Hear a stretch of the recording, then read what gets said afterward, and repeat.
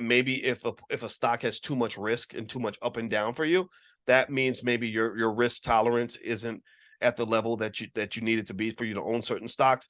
Be cautious about things like penny stocks and all that. A lot of us will lean toward these $2, $3 stocks because you're thinking, okay, I can buy more shares because the price is lower, but that has nothing to do with the value of the company. There's nothing to do with whether or not that's a good investment. And in fact, most of those penny stocks are terrible, terrible, terrible, terrible, terrible investments. The best investments for this year have been the big, gigantic, the Microsofts and the Facebooks and the Amazons and stuff like that. So if you don't have companies like that in your portfolio, I encourage you to consider getting some of those in there. I'm gonna give you a list of some stocks that I sent you all a list of stocks that I like for this week. A couple on the list. One is these are company now. These are a little bit more obscure though. These aren't all big gigantic companies though, but these are a couple that I like. I bought shares in some of these companies. One is a company called Magnite, and the ticker symbol is MGNI. That's Mary. The G would be, can't remember what the G is in the phonetic alphabet. I keep getting that wrong. If I'm gonna be an airplane pilot, I gotta remember this stuff, right? But MGNI and just G for garage. How about that? MGNI.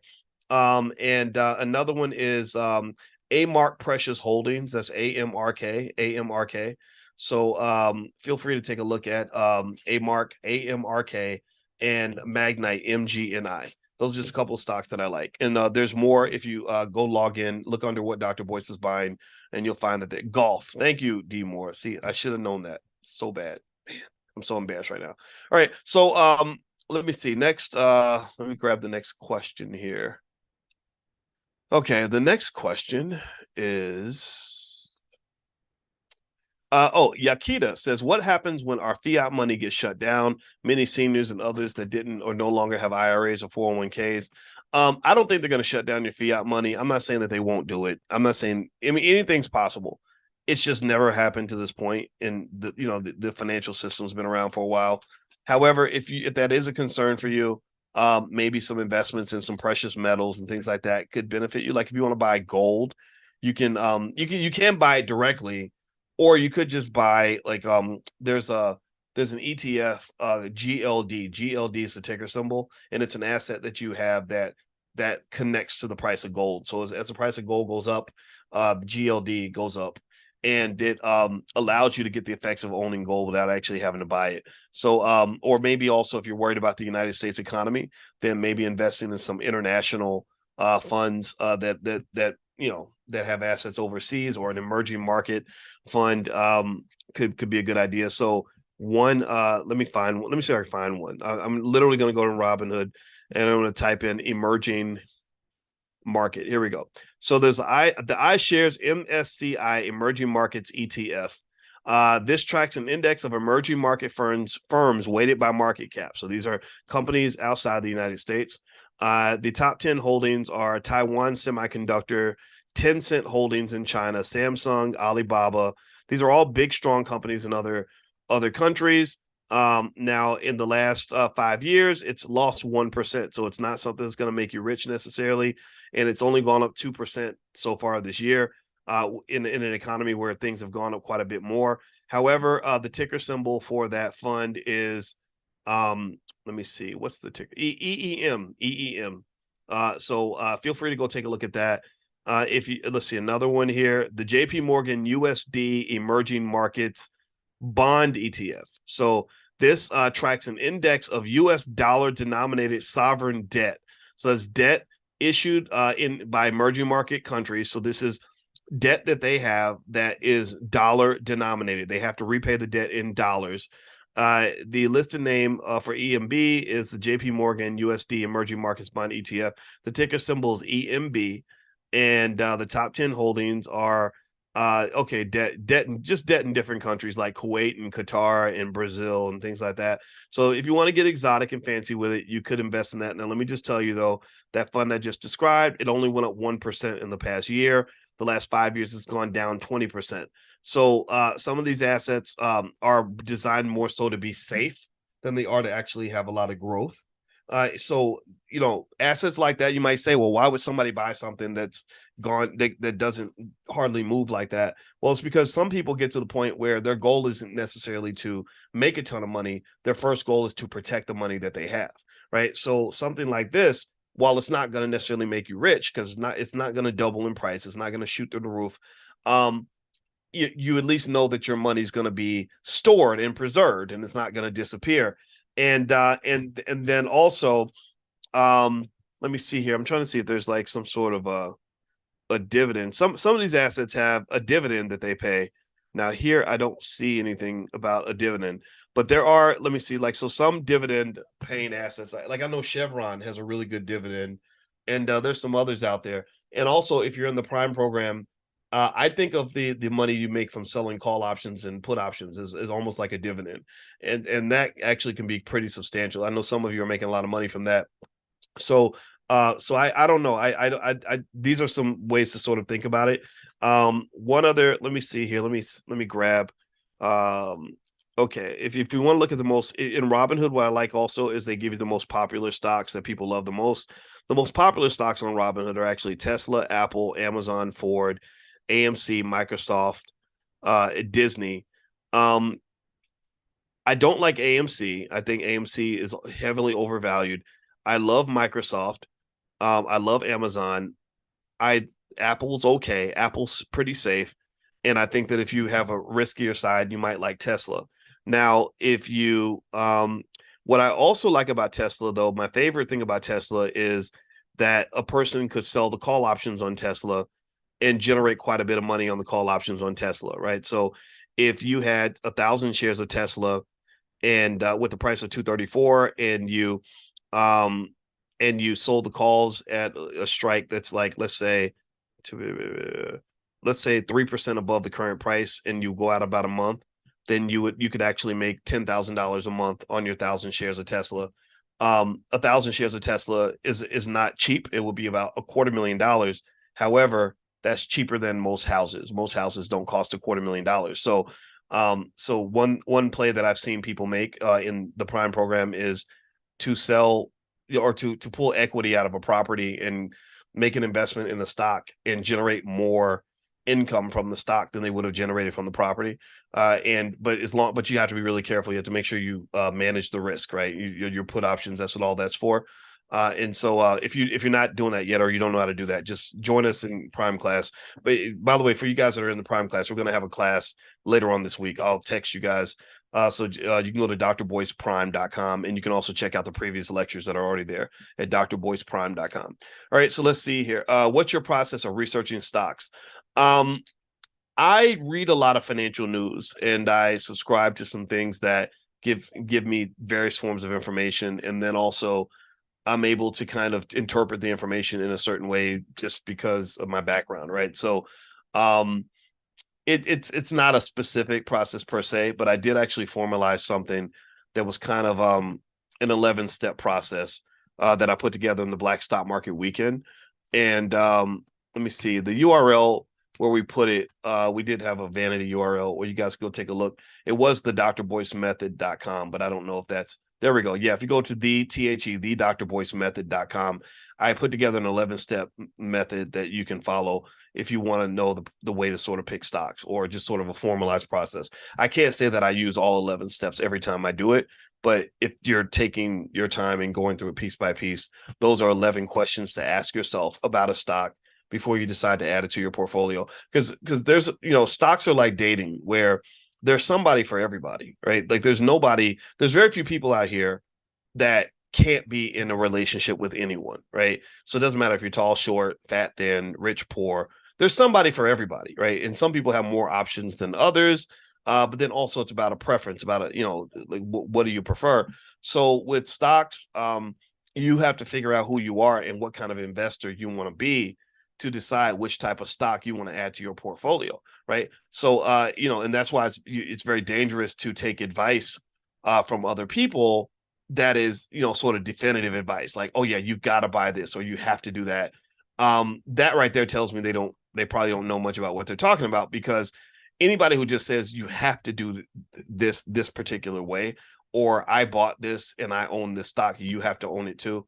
That's just not correct, because the stock you pick is based on what your preferences are. It's like the food you eat.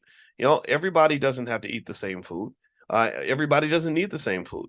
My wife was craving peanut butter yesterday, and I said, I guess it's because your body needs whatever is inside of peanut butter. Your body's craving that, so that's what you want. I didn't want any peanut butter, though. I ate a salad, right? You see what I mean? So effectively, stocks, but it doesn't mean peanut butter is better than salad, right? Even a candy bar isn't necessarily better than lettuce all the time, right? For a person who needs sugar, the candy bar is far better than the lettuce, right? So ultimately, never let anybody think that stocks can be looked at like candy bars and lettuce. Or maybe they can, I guess. But basically, it comes down to what you desire for your portfolio, what you already own, what your risk tolerance is, how old you are, what your wealth level is, what your investing expertise is. All these things all come into play. And the other thing too is, don't get caught up in the penny stock thing, right? Like, if just because the stock's $1.20 doesn't mean that that's a good place to put your money, because what happens is you get caught up in faulty math. The faulty math is, well, if I buy it at $1.20 and it goes to $3, then I can make, I can double my money or whatever. It doesn't work like that. You could take any stock out here. Apple is $181. If I chopped Apple up enough, I can make that into a stock that's $1.20. It's easy to do, because it's all about how you slice up the company. Every time you buy a share stock, you own a piece of that company. So the more they slice it, the more pieces you can own for a certain amount of money. And so the other thing too is, remember, you have fractional shares. Fractional shares means that if you see a company that's a good investment and the stock is $400, but you've only got $10, you can buy $10 of that stock, just like you buy Bitcoin. And that doesn't mean you only own a tiny fraction. Like, that's just as good as if you bought 10 shares of a stock that charges $1. It's about the quality of the company, and everything's measured by percentage growth rates, right? So if you own $10 worth of a $400 stock, and that stock grows and that investment grows by 10%, that's going to be the same as if you bought 10 shares of a $1 stock. It does not matter. The price does not matter at all. I hope you guys understand that. Okay, so let's see here. Yakita says, I've never invested in cryptocurrency. Do you offer a plan or how to get started? And a good one, that doesn't call for a large amount for beginners. I think if you go to Coinbase or something like that, there are some cryptos there. Honestly, I don't really believe in dabbling in a lot of the obscure cryptos at this time, just because the market's so crazy and risky right now. I invest primarily in two cryptos, Bitcoin and Ethereum. Now, there's others out there. There are others out there, and some of those others may exist, but the whole crypto ecosystem is really being pressured pretty heavily right now with the trial of Sam Bankman-Fried. I just don't see how the industry ain't going to look like it does, like it did 2 years ago going forward. They're going to wipe some of these cryptos out of existence. They already have 12,100 cryptocurrencies were pretty much zombie coins anyway. So I would be really careful. I would, until you get really good with crypto, I would focus on the stuff that's like kind of at the highest levels, because Bitcoin by itself is expected to do extremely well. Let's see. Orpheus says, also Warner Brothers, the election is coming up soon, so there should be a rise. Now, why do you think Warner Brothers is going to go up because of the election? I'm missing that a little bit. You might have to explain that one to me. One thing I did see, just a little side note, that I saw where ESPN is getting involved in the gambling business. They're actually going to have a sports book, which I think is just terrible. I mean, I just think it's absolutely terrible. Because ESPN is owned by Disney, and Disney is a company that's supposed to be family friendly. Now, I'm going to kind of throw out a financial lesson, of basically something you don't want to do if you want to have money. Gambling is the easiest way to lose everything that you have. I mean, gambling addictions that's one of the worst addictions that a person can have. I know a lot of people bet now. It's kind of become mainstream. but I look at mainstream gambling a lot like the emergence of heavy duty prescription drugs, where people felt safer taking those drugs because they were prescribed by a doctor. But you saw what happened when the pharmaceutical companies got involved with prescription drugs. This is where capitalism does not serve you well at all. This is where I have a big problem with capitalism. I'm not anti-capitalist at all, but one thing about capitalism is that capitalism has no soul. Capitalism cares about one thing, and that's capital. That's making money. That's finding better ways to get paid. And so one thing about business that is incredibly unfortunate for the American consumer is that the best products on earth are the ones that are addictive. That the studies show this. If you can get your customer addicted to your product, that's better than that. That's the best business model that there is. That's even better than getting them to form a habit of buying the product, right? Because you got people that choose to buy your product consciously. Then you got the people that just have the habit of buying it, so they buy it unconsciously. And then you got the addicts. And the addicts are amazing because in economics, what addicts give you is something that we call in economics is called price inelasticity. And what that means is that it is real simple. So don't get scared of that term inelasticity. All that means is that if somebody's addicted to your product, you can increase the price and they'll keep on buying it. Like think about it. You got Pookie the crackhead who shows up at the dope dealer's house and he buys his crack for $10 a gram. And then the dope dealer says, well, I think I'm gonna raise his prices by 20%. Now it's $12 a gram. You think that's gonna stop Pookie from going to the crack house? No, because he needs the crack. He will pay whatever. And so certain inelastic products are the most addictive ones, like liquor, but even beauty products are in that category, right? Because there's some women who would rather die than go out without getting their hair done and without having their makeup. Right? So effectively, gambling is right there with prescription drugs, pharmaceutical drugs, and I'm going to talk about this financial topic in a way where I'm going to try really hard not to go into a soapbox, but I'm really passionate about this because I've seen people get destroyed in ways that money can't buy. Like I'm not just talking about the money part. It will kill you financially, but what it does is it goes so deeper than just the money. So here I'll try to summarize this. Let me just tell you a quick story. When I was in Syracuse, I was gonna buy a car, and I went to the car dealership, and this guy that was trying to sell me the car was a 76-year-old man, and I asked him, I said, "You're 76. Why don't you retire?" And he said, "Well, I had $500,000." And I said, "Well, what happened?" He said, "Well, I lost it at the casino."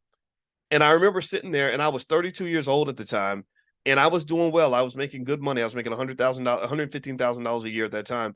And I remember thinking that I cannot imagine what it would be like to be 76 years old, where you've blown all your money at the casino and you have to work pretty much now until you die. And at that moment, I remember thinking, I am not going to let myself get sucked into a gambling addiction. And over time, though, I started doing more research on it in terms of what it does to the brain. My wife teaches a class on addiction, actually. So she understands the biophysics of addiction and what happens to your brain and all that stuff. And so I've come to this basic conclusion. And you should probably share this with your children, especially boys. Men, we have our ways. We tend to self-medicate, right? And when we're dealing with depression and things like that.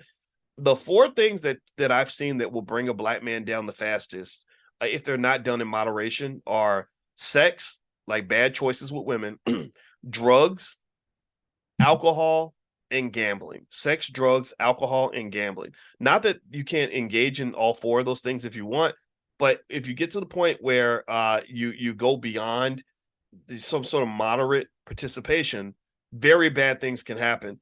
And it doesn't just take all your money and ruin your wealth.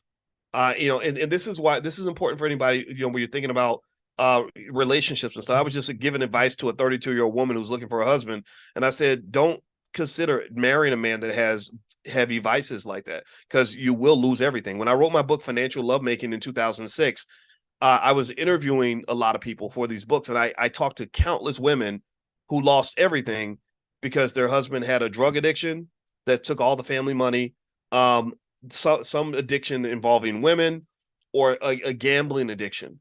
And because what happens with the gambling addiction is that they manipulate it in so many crazy ways where they get your brain sort of caught into this idea that if you just make one more bet, everything's gonna be okay, and it's all randomized. So this dopamine rush, you just can't walk away from it. You can't walk away from this idea of saying, okay, just one more try, just one more roll of the dice, just one more pull on the wheel or whatever. And then next thing you know, your debt level is 10 times your income, and you're sitting there thinking, how am I going to pay back $130,000 debt when I'm making $40,000 a year? How am I going to tell my wife that I just lost the house? And so I would say anybody who's hearing what I'm saying, and this really, I mean, it doesn't even matter. I could teach you everything on earth about investing and making money and building wealth.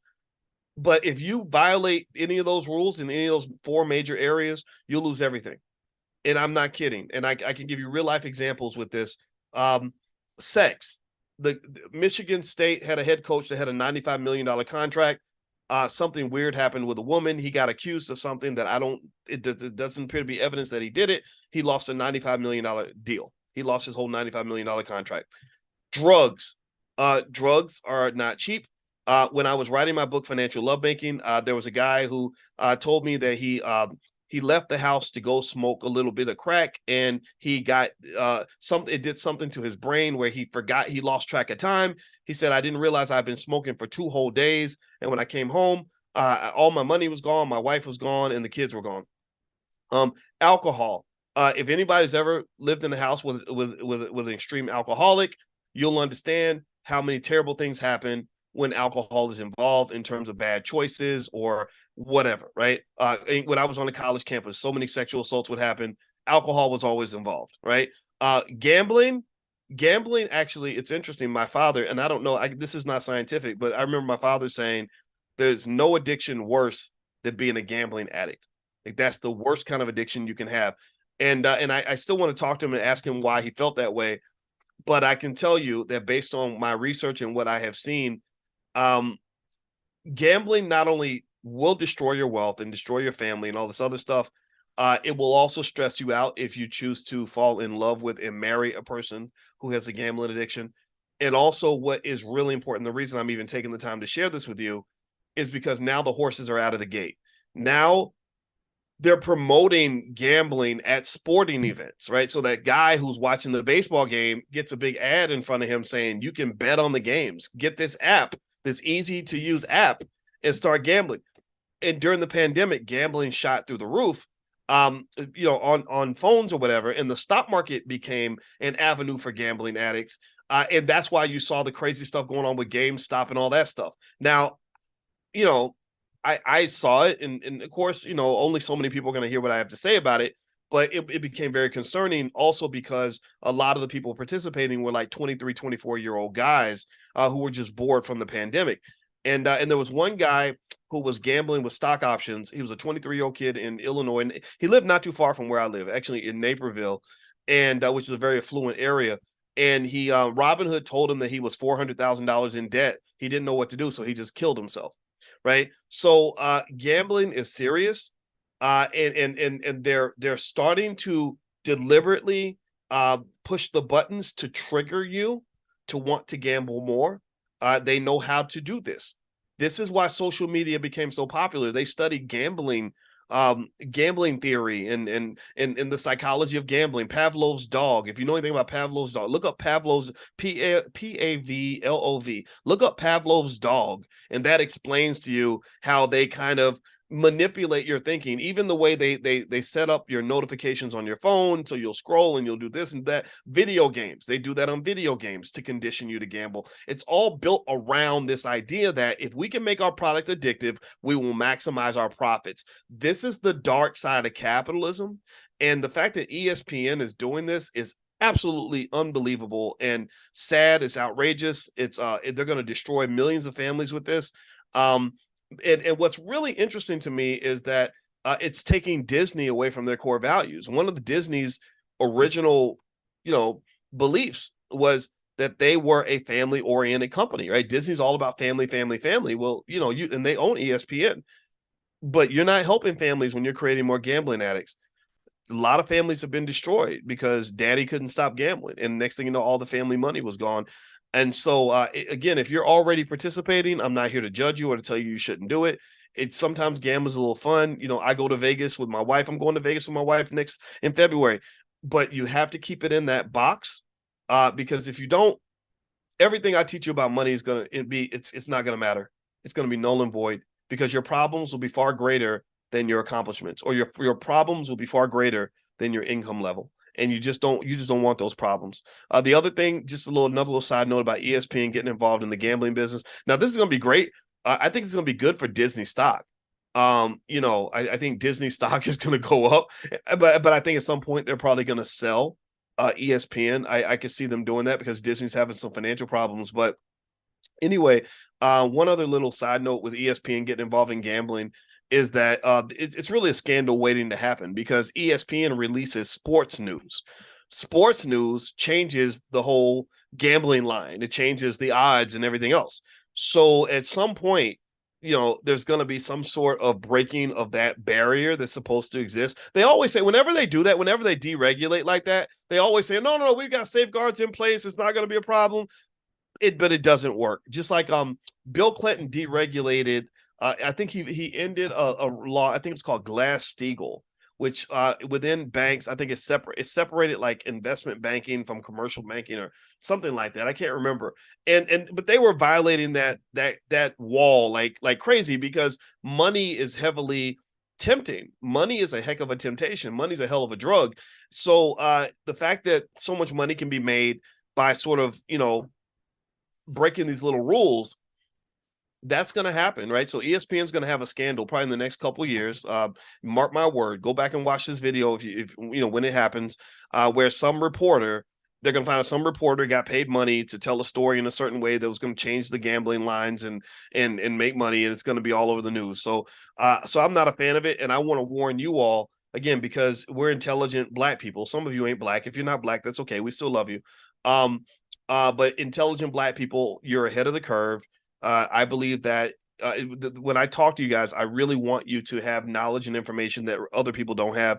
And this is something that I don't think mainstream society is going to talk about. But I'm really here to tell you, and I write about this in my book, The 10 Commandments of Black Economic Power, that gambling thing or just those little vices, managing that is actually more important than any financial class you'll ever take. It's really about culture, discipline, psychology. And if your culture, discipline, and psychology are not there, then I could talk to you all day about investing, but it won't matter. Okay.